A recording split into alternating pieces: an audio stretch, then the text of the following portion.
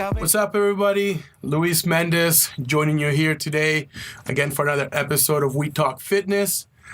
Today I have a very good friend of mine joining the show, a colleague of mine in the industry for many years, Lisa Kudrey. Say hi. Hi, everyone. Hello.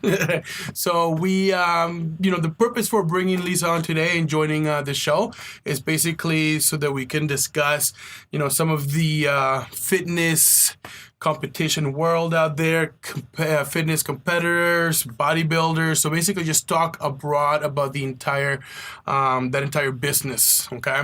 So Lisa, I'll tell you a little bit about her. Lisa has done about 14 shows now, Lisa? Yep, that sounds about right. When was the first one you did? How long ago now? The first one, I would say 2013. 2013. So, yep, a lot of shows. So why don't you share with everybody basically, what made you decide to do a show? I guess I had always wanted to do competition. I think my first competition I did when I was 29. I had thought about it about 9 years prior, maybe longer. But, the fact of the matter is in anything like that, it takes a lot of discipline and you really have to have the right mindset in order to do it. So it took me a full 9 years to actually get my stuff together and to really make the commitment to doing it, doing the prep work, and to actually make the decision and pick a show to do. So again, it had always been in the back of my mind, but being that I'm very competitive and really, really very serious when I get involved in something that I set my sights on, I wanted to make sure that I did have, that mental not stability, but that mental strength to get through what I knew would be, a tough road ahead. Right. And I guess making that kind of commitment to doing a show well in advance is going to be the key to actually being successful in it, correct? Oh, absolutely, because it's not, it's not one of those things you can just make a decision a day before or a week before and jump into. I mean, unless you're, genetically gifted, which if you are, awesome for you. But most people, it does take, a certain amount of prep work to do. And it's not something that you can just kind of do on the fly. So it is something that needs to be planned for so that you can be as successful as possible. For sure. Now, Lisa, you have been in the fitness industry for roughly 10 years now, 9 years or so? Yeah, close to 10 years, yeah. Yeah, and what are some of the main things that you have seen in the industry as a fitness professional and basically training individuals who want to take on doing a show per se? I think everybody, if you walk into a gym now compared to 10 years ago, there's a definite shift as far as you see a lot more women lifting weights, and it's a lot more socially acceptable now. It's the trend. People want to be strong. They want to be fit as opposed to being skinny. So you see a lot of people who are, really getting into weights, women in particular, again, a lot more than was previously the case. And again, it's become something that's more socially acceptable or exposed, with Sure. the social media. You see things a lot more than you would as far as, programs for women to lift weight, things regarding nutrition.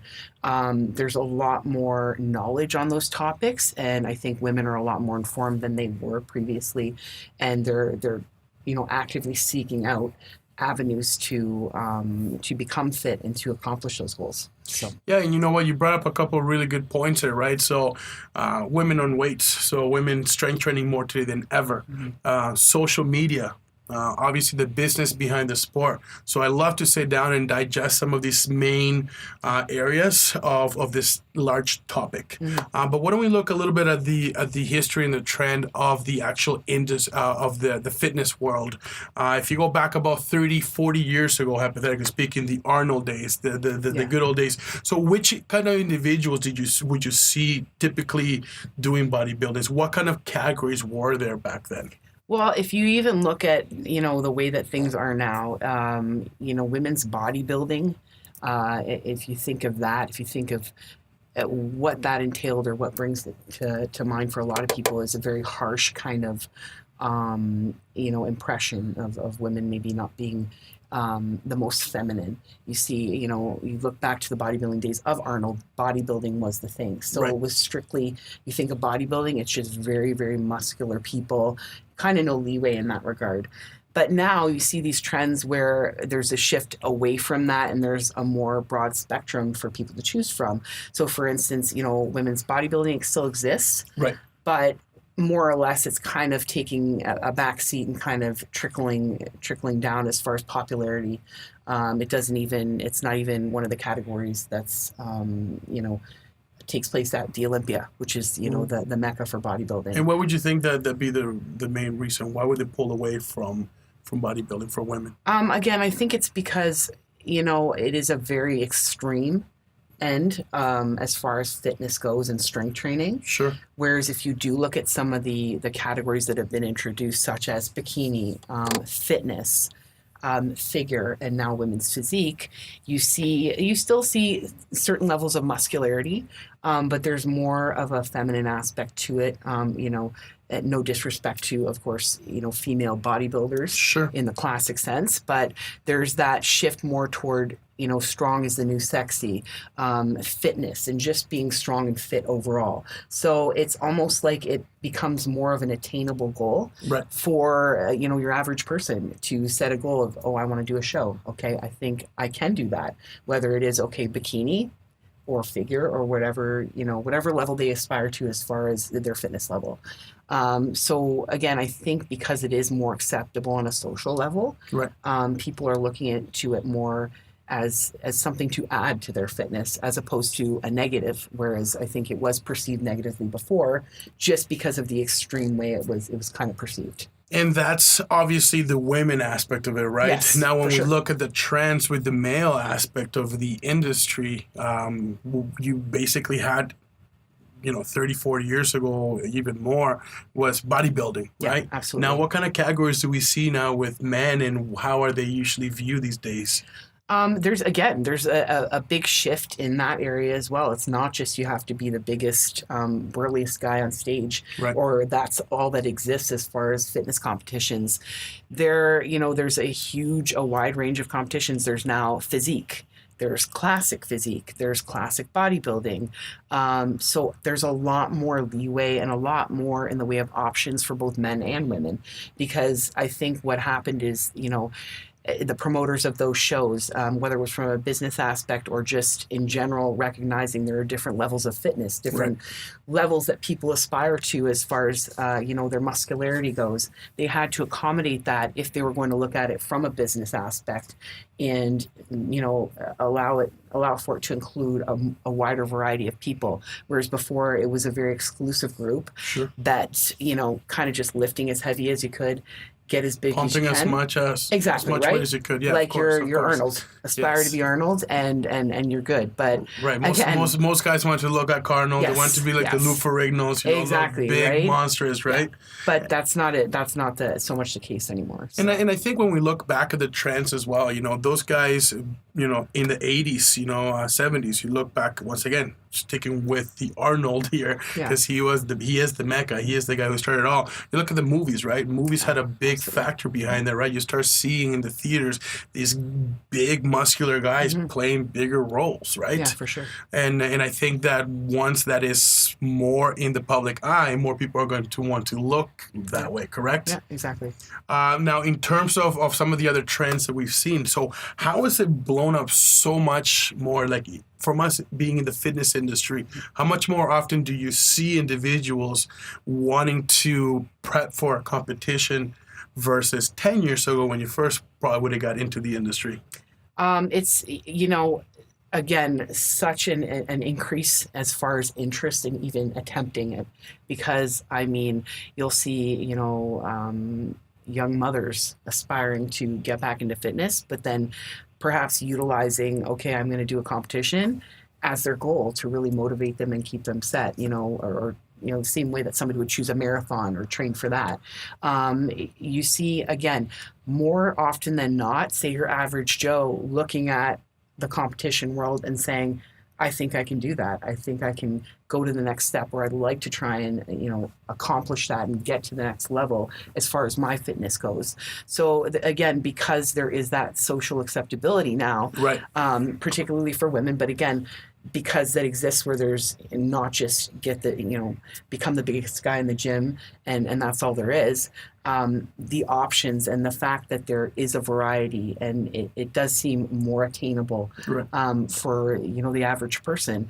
It's blown up in spades. I would say, whereas I would be even 5 years ago, the only woman in the weight section. Sure. Now there's 5 other women there. So it's exploded as far as women just being comfortable working out, lifting weights, being around, those bigger weights, bigger machines, things like that. So it's definitely exploded. And what are some of the, like, we know, obviously, being in the industry, the fact is that this fitness competitor world has blown up quite a bit due to social media, social media marketing, these magazines. There are more magazines today than ever printing individuals in the covers, right? Giving you out fitness programs, social media itself, right? With individuals in Instagram, Facebook, Twitter, all these different platforms, right? Yeah. Now, in terms of that, how do you feel like that's really affected the industry? We know this is obviously has grown quite a bit because of that, but why necessarily? What's the business behind it, and why is that necessarily so lucrative for somebody to look good and build their social media platform? Well, I think, again, images are powerful. So anytime you post something on Instagram, somebody likes the picture, you post something on Facebook, a video, whatever the case is, you're reaching such a bigger audience than was ever possible before. TV, of course, it can only reach so many people, even the internet. Right. Just in general, people searching things out. But, the case is now that it's a community and there's, whether it's that person is just interested and just wants to see the image and is interested from a hobby perspective, or they actually have a genuine interest in pursuing that themselves. You're getting, somebody here is sending a message, somebody in Australia might see it. Right.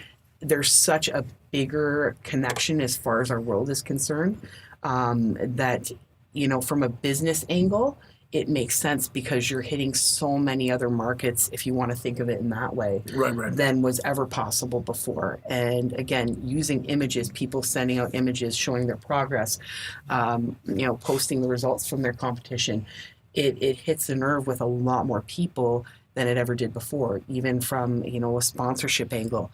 Sponsorship companies. Yeah, so that's the biggest thing. Like, who's really making money here, right? Yeah. Mm-hmm. Like, so what are some of the layers that you see in the industry from that, being in it for such a long time, who and even your time in it, from when you do your first show to your 14th show now.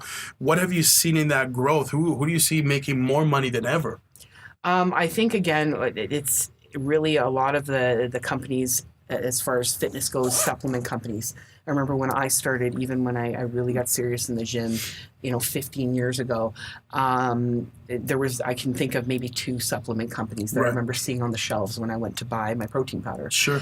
Now, I don't even know how many. They're just countless. Everybody and their brother has a protein powder, a supplement, something, that dealing with fitness. Even if you look at fitness clothing, fitness apparel, any store you go to pretty much now, any store that sells clothing, chances are they have fitness apparel. That was never the case before. So really, it's been branded so much, and there's so much room for more branding that the business just keeps going on and rolling and snowballing. And whoever has a fitness product, chances are, if it's marketed in the right way, they're making money off of it. The competitors are part of it, but because fitness in and of itself has exploded to the point that it has, fitness companies, regardless of what they're selling, are making money. And I'm a firm believer that the fitness world, for your casualty person, your everyday, working individual, or even young person, has blown up so much. It's enlarged to this competition world. People doing more figures. People, having these extreme ways of looking. And it's encouraging more people out there to go out and work out. Yes, absolutely. There's the whole point of view that, we are more aware today that certain foods are not good for you, that we have more health-related risks out there with, obesity and poor health, right? Maintenance. However, we work in the industry. I would say that a good amount of individuals that walk through our door and are consulting with us and meeting with us, what do they say? I want to look better, right? Yeah. For sure. Most often, I want to lose weight. I want to have a six-pack. I want to look better. Before 10 years ago, man, I would have it all the time. People were like, yeah, well, you know what? My cholesterol is high. My blood pressure is high. I had a heart attack or I had surgeries and I need to rehab from that. Today it's 50-50. Half the individuals looking to our personal training services or memberships is plain vague. They want to have a six-pack. They want to look better. They want to, and nothing wrong with that. Whatever is the motivating factor behind somebody being more fit and active, I'm pro. I know so are you, right? Now, let's talk about obviously the business aspect of it one more time. In regards to who's making money, tell us a little bit about these organizations that most of us wouldn't know. And if you're a first-time competitor or somebody who's really not aware of the business aspect of this industry, what are these organizations? Who are they, and who's making money, and how do they make money? Why do they care to host these shows that host 1,000, 1,500 competitors with 8-10 different types of classes in it? Who are these organizations? Well, there's a number of organizations. Us being in Ontario, there's been a big shift in, as far as the IFBB, the International Federation of Bodybuilding.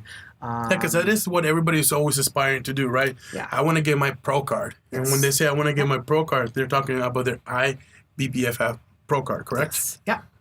Yeah, so basically, anybody that is familiar, but anybody that isn't, long story short, there was a bit of a disagreement between the IFBB, the International Federation of Bodybuilding Pro League, and the amateur.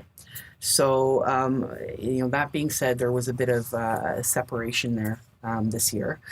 There is still the International Federation of Bodybuilding, Pro League, which is how you earn your pro card through competition sanctioned by them.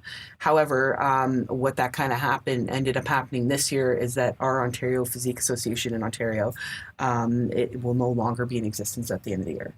So now we have the Canadian Physique Alliance. So they're affiliated, kind of almost like the NPC, National Physique, committee that exists in the States. Yes. That's their organization that, shifts competitors into the pro league, basically. So our affiliation is kind of more, not with them directly. Again, it is still with the IFBB, but we approach competitions in a similar way now. So again, even that change there, somebody somewhere is making money, I assume. I don't know directly. Seems like we have a lot of federations and a lot of different committees, right? Yes, exactly. So is that why more people want to get their hands into the pot, right? Yeah, I mean, I don't. As far as the money aspect goes, it's the whole disagreement. Who really knows what was said? Who said what the situation was?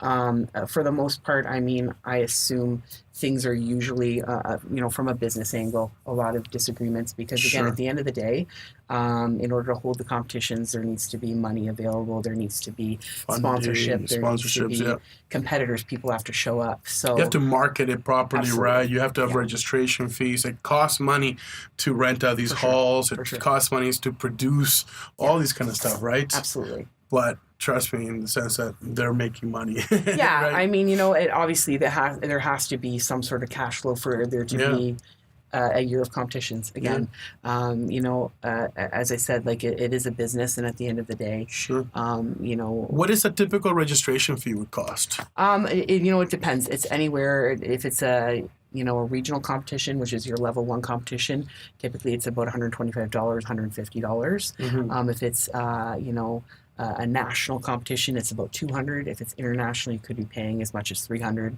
because of whatever exchange rate, right? So, your next competition, if I'm not mistaken, is in Columbus for the Arnold Classic. Yes. In March. Yeah. So, if you go to that competition as an international athlete, you have to pay a higher rate than if you were American?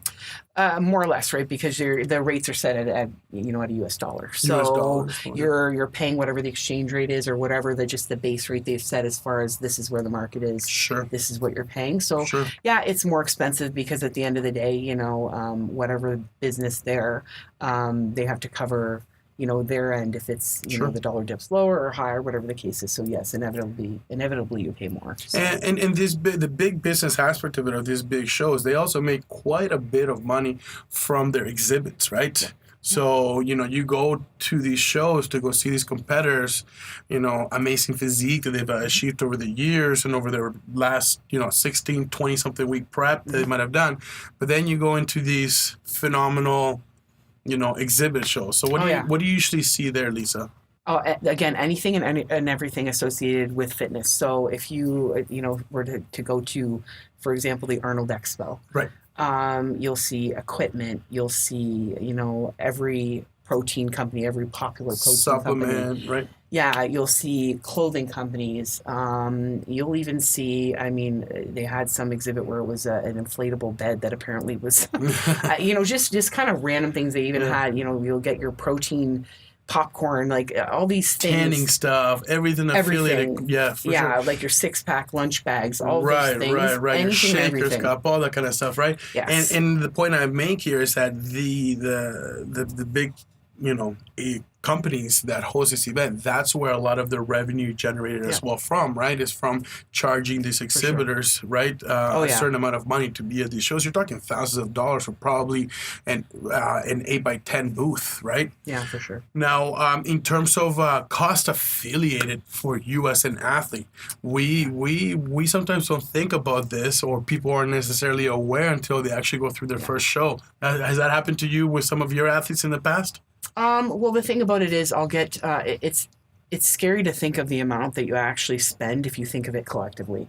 So, I never do think of it in that way because a lot of the time the cost is spread out. So you're paying for one thing now, sure. Then you have to pay for something a little bit later. You end up paying for example, the rest of your tan at the show. Right. So, I get a lot of people who will ask me, how much are you spending on a competition? So when I do add it up and I've kind of relayed that information, it's very scary for people because it ends up being, it can end up being thousands of dollars, really. Absolutely.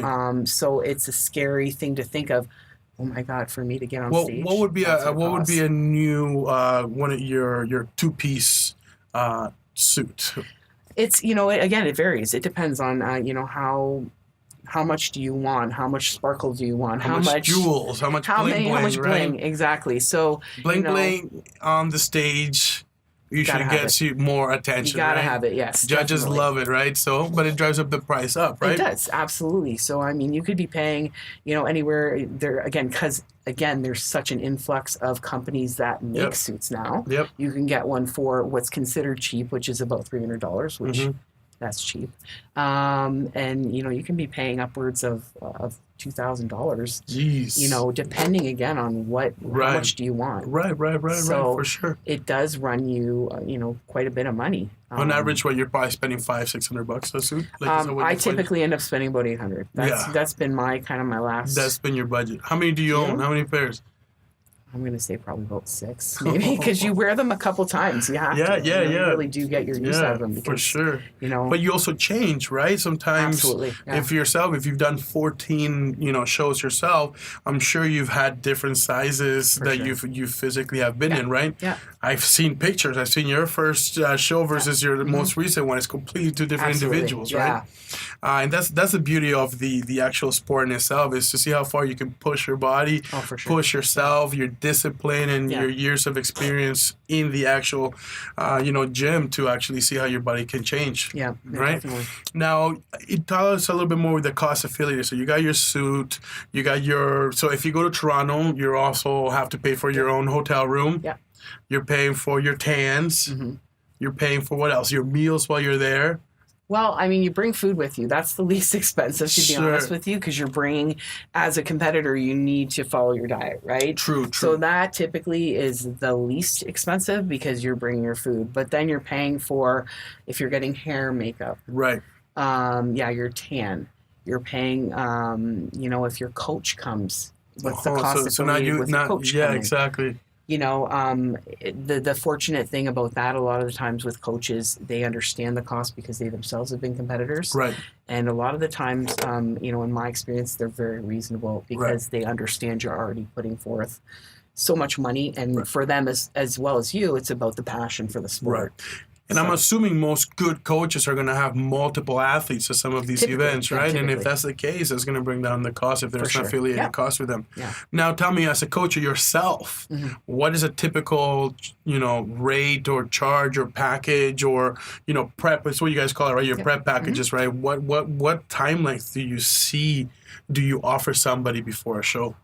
Again, it depends. If somebody has, a certain level of fitness where, they've been working out regularly and they kind of just want to take it to the next level and they have, a certain aesthetic already about them. Right. And again, I say that because we are being judged on how we look. So really, you do have to take it for what it is. Right. You might be looking at anywhere from 12 to 16 weeks, which is a typical official prep, really, usually.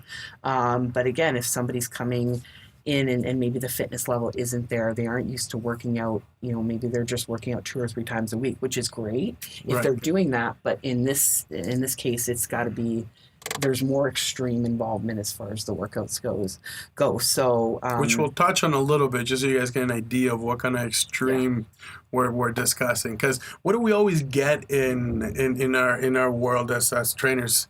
Women come to you, it's like, oh, I don't want to look like her. I don't want to put too much muscle on. And it's like for sure. The disconnect between understanding what a 2 to 3 hour fitness routine a week might look like versus, a figure competitor looks like. It's two completely different worlds. Absolutely. You're talking probably 30 hours of fitness in the gym versus 3 hours, as in some cases, correct? Absolutely. Yeah. So now in terms of the prep package, going back to that again real quick. So what would you recommend somebody who has been working out in the gym, who has a pretty good look, and wants to do a show for the first time? What would you recommend them time period to a prep? I would definitely say go with 16 weeks, just because really your last month and definitely your last week, your peak week, as we call it, is a whole other ball game because if you take those couple weeks away toward the end, you're really not getting. You're getting about 10 weeks, but. Because it is a new experience for that person and it's a very, it can be very extreme and a lot of people handle it differently. It depends. It's difficult. It's hard on your body. It's hard on you mentally. I always say to someone, start with 16 weeks because you want to make sure that you're getting the full experience, that if you're learning poses, that you have enough time to learn the poses and perfect them. Yeah, because that's a whole different world, right? You have the nutrition, you have the posing, you have the routine, you have the actual workout, you have the cardio component. You have so many variables that you have to, as the coach, kind of now manage, correct? Yeah, exactly. Now, in terms of the workout, so let's talk a little bit about that. So if you do a 16-week prep, how do you split it up? Well, as far as that goes, we really kind of, try and, I do anyway, I look at somebody and I like to take pictures because we can see, things and what they look like in person. But when we kind of, dissect it and look at the picture, we get a much better idea of what we need to work on. Yeah, because you literally are sculpting somebody's physique, right? You literally more or less, right? Now, tell me, what would the first, 16 weeks is 4 months, right? Like, let's put it into months into perspective, right? The first month, you're typically the first half of it. When are you bulking? What are you doing near the end? How does the programming change? Because a lot of people don't necessarily understand that process. Well, I mean, you're definitely lifting heavier weight, more volume in the beginning. Because you still have all your carbs in your system, right? Typically at that point, right? And that's where you're at right now for your prep, correct? Yes, absolutely. So you feel strong, you feel great. You're just they're hard workouts, but it's not what it is when down the road when you're kind of depleting. Yes. So you're starting with still working on building muscle. Again, where do we need to work on? What do we need to work on? Where is the imbalance if there is any? Where do we need to, build in order to appeal to the judges and what's expected as far as what they're looking for? So, again, it depends on that person's reaction. Sure. But typically, I would look at the first 6 weeks doing that. Yep. And see kind of where the progress is from there. And then we also have to look at, is there a need to keep cardio in there right now? Do we wait? When do we put that in? Again, Right. it's kind of in that case, it's a week by week basis. That's how I like to take it, in a Sure. bigger chunk at a time Sure. at that point. Sure. Because we're not getting into the specificity again of depleting just yet. So you're still, again, lifting heavier. You're still eating more, again, depending on the individual. But if you're starting with somebody who's relatively, in good shape to begin with, Sure. that's where I usually start as far as the workouts and, approaching it that way. That's how I go. For sure. And basically the last 4 weeks of a prep, what does that typically look like? The last month before they have to step up on stage? Again, with the, depending on the person's body fat, on what they're looking like in the pictures, we may change the cardio at that point, add more cardio. We might bring some of the carbs out, of course, depending on that person. Might change the type of carb. Sure. Might change the protein. The workouts will become a little bit, still being relatively heavy, but again, we have to work within the confines of what's safe. Yeah. So if the energy level is down, then at that point I might look at having someone do a little bit more work with bands after a set, just to Right. keep up the blood flow, keep up the pump, right? Sure. But again, it depends on that person and how they react, especially with somebody who's new to the situation. Right. Because their body is undergoing a completely different process than it's ever experienced before, even though they do have experience working out and say, following a certain nutrition path. So it has to be tailored to that person individually, because somebody might respond a little bit more favorably than others. So it's very tailored. It's very Absolutely. customized. Yeah. It depends on the individual, where they're at, where they've been, all that kind of For stuff. So really, there's no one way to go about it. And the reason why I kind of wanted to bring this point up is because I know that a lot of the times you see a lot of individuals paying for prep packages that are kind of pretty much preset. Yeah, exactly. And pre-done. And Yeah. they're like, well, I'm saving money here because I'm getting it, Yeah. through this on-site website. Mm-hmm. It's already been done up for you for the entire time period. Yet your body's Exactly. changing and it's going to react differently as you go. So definitely not the way, Lisa would recommend it. That's for sure. Definitely not. Now, in terms, I recall you doing nationals, right? So we want to, I want to touch that before we close up the show here today. We want to touch up on the struggle, the sacrifice, what it feels, what it looks like. Tell us, I know you were doing your nationals, what's it, in August, correct? Yes. So let's look at the month of July, about 3 weeks, a month before.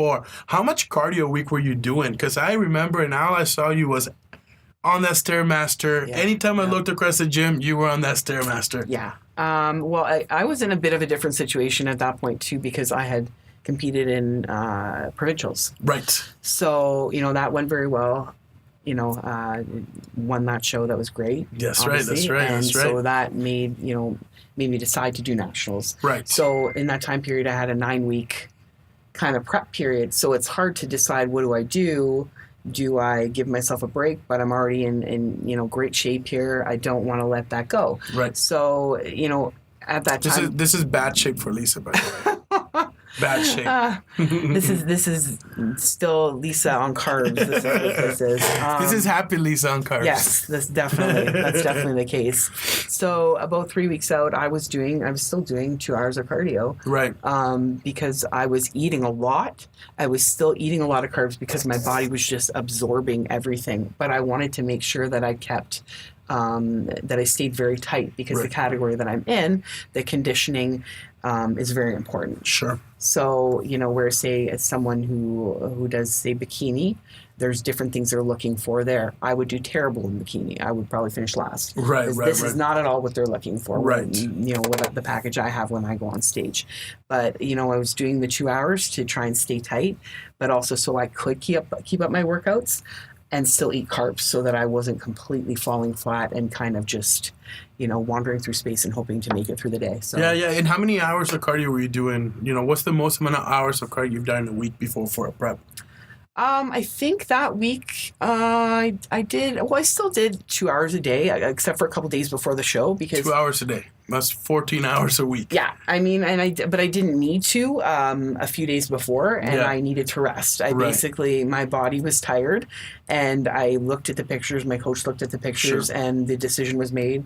Yeah. Stop here. Yeah. So that, when I got to nationals, I would be able to perform optimally, obviously. And, In your strength, sorry to interrupt. Yeah. In your strength training routine, how many strength training days were you doing a week? Would you say 4, 5, 6? I was still doing 6. And how long would your actual strength training routine would last? Typically, for any upper body workout, my back workout's usually about an hour. Same thing with a shoulder or chest. Legs is usually, could be up to 2 hours. And I think, anybody that works out and does legs, it's more taxing. a lot Yeah, of the time. of course. So- Big muscle groups down there, right? Absolutely. Yeah. And then if you go and hit all 3 main areas, glutes, quads, hamstrings. Absolutely. Yep. Yeah, good luck. Have fun. It's going to take 2 hours, right? You might have to take actually some calories during the workout, right? And I would, and I Yeah, did. So, yeah, whatever for you need to get through it. So, For sure. So, needless to say, if I'm adding up here anywhere roughly, you're talking 20 plus hours, 25 hours of actual in gym time, Easily. sweating, working your ass off. and that's not even the posing. That's not even the Not posing. practicing routine. Well, I remember your posing, like phenomenal, right on the Thank you. spot. We're on the main floor doing her thing. People walking by, like, oh, that looks pretty elegant. A lot of meat moving, really, really elegant, as I like to say. And then on top of it, you got all your nutrition, right? The amount of food prepping you Yeah. got going on, Yeah. right? So, needless to say, is from this sport is extreme, Absolutely. And a lot of the times in this industry of ours, we have individuals that walk in the gym and, God bless their soul, they say, I don't want to look like that, right? Yeah. So, anyways, with that said, let me just take a time out here.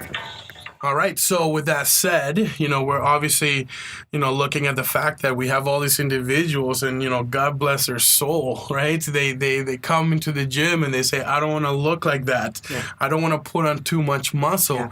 But in the reality, they just, don't have an idea of what that would Yeah. take. Yep. And we get it all day long from women, from men. It's like, I don't want to bulk up too much. Yeah. Trust me, you're not going to, okay? Yeah. We'd actually have to train to that extreme for you to see some of those results, okay? So hopefully individuals can get a better understanding and a better idea of what we are kind of working with, what the realities are of this, of this kind of world, of this competitor's world. With that said, we want to encourage individuals that if this is something that you want to do and look into, reach out to us. We'd love to discuss this a little bit more. I know Lisa would. Anybody always dealing with me when it comes to this stuff, I just pass it right along. As she's the professional, she's the one that's invests a lot of her life and time into this because you frankly love it, correct? Absolutely. Yeah, it's phenomenal. It's a sport. It's unique in itself, and at the same time, it needs to be done right. It's a growing sport. It will continue to grow with some of the trends that we've seen in social media. The business aspect of it, right? All these companies, fitness in general, it will continue to grow and it will continue to be very popular. The thing we want to encourage individuals is to do it right. Surround yourself with individuals like Lisa, who have not only currently do it, look the part, but also have the expertise in the industry in itself. So with that said, thanks so much for tuning in today into We Talk Fitness. Thank you to my guest today, Lisa Kudrey, for joining us. Thanks for having me. Yeah, absolutely. And stay fit and stay tuned to the next episode.